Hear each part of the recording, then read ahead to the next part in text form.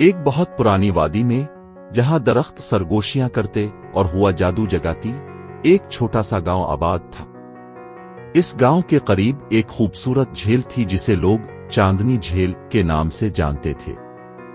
कहा जाता था कि जब चांद अपनी पूरी रोशनी से चमकता है तो झील की सतह पर एक सिहर अंगेज रोशनी बखर जाती है और कुछ पुरस्रार बातें रूनुमा होती है। गांव में एक चुलबुली लड़की रहती थी जिसका नाम नूर था।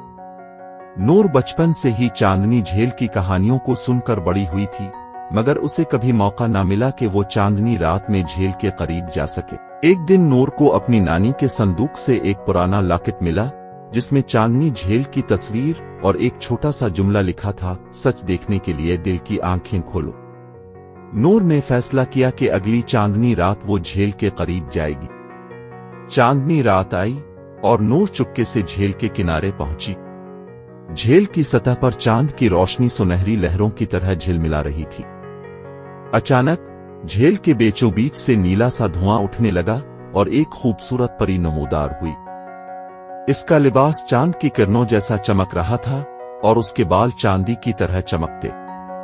परी ने नूर से कहा, तुम वो हो जिसका इंतजार हम बरसों से कर रहे थे। तुम्हारे दिल में सच्चाई, हमदर्दी और जुर्रत है।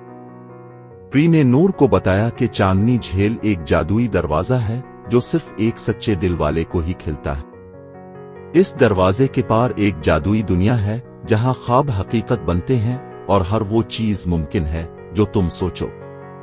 नूर ने हिचकिचाते हुए झील के पानी में कदम रखा और एक चमकदार दायरे में दाखिल हो गई।